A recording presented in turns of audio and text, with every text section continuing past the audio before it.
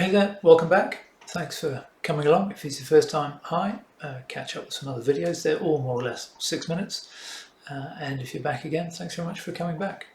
So I wanted to look today at kind of the other half of all this. I think because of the diet industry, then we all tend to focus on diet or food. And it's really only half of everything we need to consider. And I suppose much of the diet industry as we know it came out of the 1970s. The modern diet industry as we know it came out of the 70s, late 60s, early 70s. And a huge amount of it, rightly or wrongly, was focused on women. And that's essentially where we come from on a lot of our information on diet and food and the whole weight loss industry. And I suppose for whatever reason, we tend to avoid half of the conversation.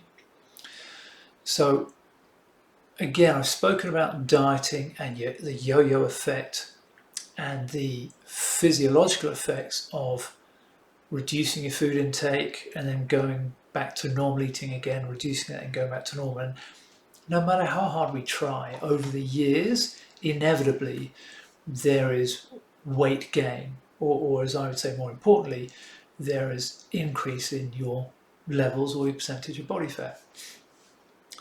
And really, the intake of our food or our nutrition, to get away from the word diet, the food that we consume is only half the argument. The other half, and probably way more important, is the muscle side. Now, I understand a lot of people don't want to hear about muscle or don't want to talk about muscle or are concerned about muscle.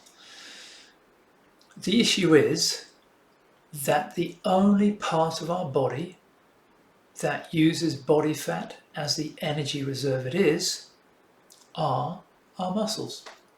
It's as simple as that.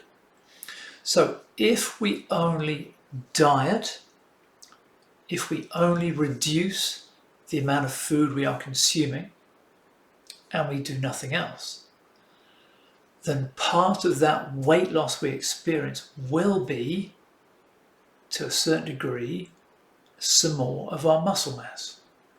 Every time we reduce our nutritional intake, we will sacrifice muscle as well. So yes, we might lose a little bit of body fat, but we will definitely lose muscle. And the key to that obviously is to understand this is why weight, our weight, does not matter.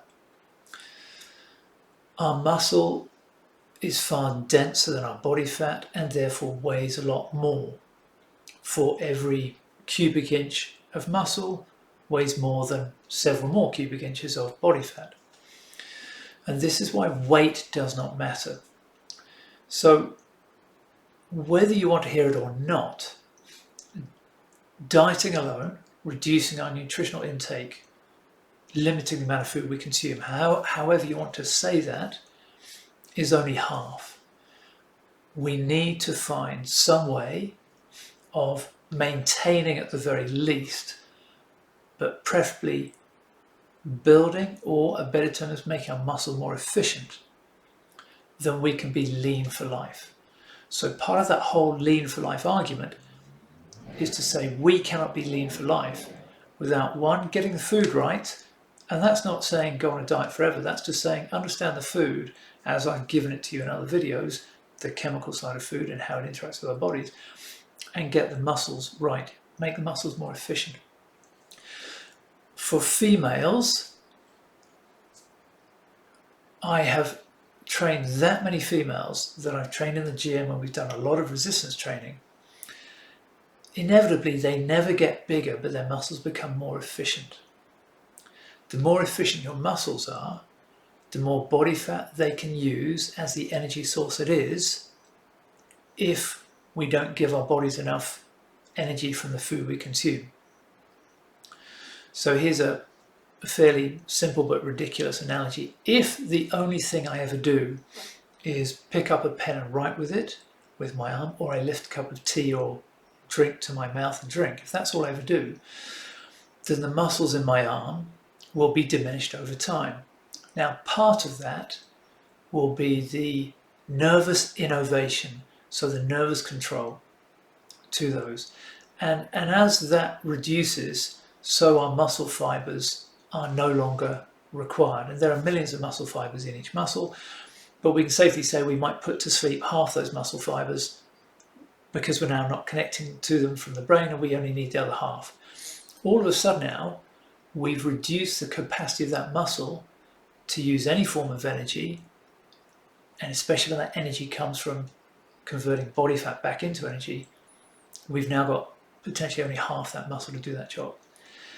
If we can do some resistance training, if we can increase the capacity of that muscle to lift, then we will increase the nervous innervation, the rate at which the muscle fibers are used. So if we can simply re-engage half of that muscle back again by increasing the nervous stimulation and reawakening those muscle fibers, then that muscle is now using more energy all the time. And this is not about saying, hey, go to the track or go to the pool and run or swim or walk or climb. This is about saying that even when you're sitting down, even when you're sleeping, even when you're out with friends, the more efficient your muscles are, the more energy they will use, and therefore the more likely they are to use energy from your body fat stores, or even more importantly, the less likely you are to store energy as a body fat in the first place. So 50% of this, if not more, comes from getting your muscles going, and this is about making them efficient, not bigger. Now, obviously, when I speak to my female clients, as I have done in the past, they are concerned by this. But again, another part of this is it's incredibly hard for anyone to make their muscles bigger. Even for males, it's very hard. I mean, really, look around you in the world. How many people do you walk past and you think, wow, they've genuinely got huge muscles? It's a tiny percentage. It's negligible. It just shows you how hard it is to build big muscle. Okay, but it's really simple to build efficient muscle. And especially because we have two hormones, testosterone and estrogen. Those who produce more estrogen will find it much harder to build bigger muscles, but will find it equally as easy to build efficient muscles. And that's what this is all about. So it's trying to remove that concern from a huge majority of people to say, yes, get the food right, look at the chemical side of that, but more importantly, understand the role your muscles play. So the more efficient your muscles are, the less body fat you'll store in the first place, but if you are, the more body fat you can now demand to be brought out of storage and converted into energy if you get the food right. So it's all about the muscle. And this comes back to that point of saying weight loss is a dumb term. Do not try to lose weight. Do always look to reduce your levels of body fat. And in doing so, if we can make your muscles more efficient, they'll hold more water, they'll do more work for you. Yes, you'll be denser, okay, but you will become smaller over time. And I always hope with my clients that it's their clothes size that tells them more about themselves and how they're succeeding than being on the scales. Essentially, we throw the scales away. I've got no interest in scales, so I've never weighed a client in over 20 years of training people, never. I've never put the fat calipers on a client, ever.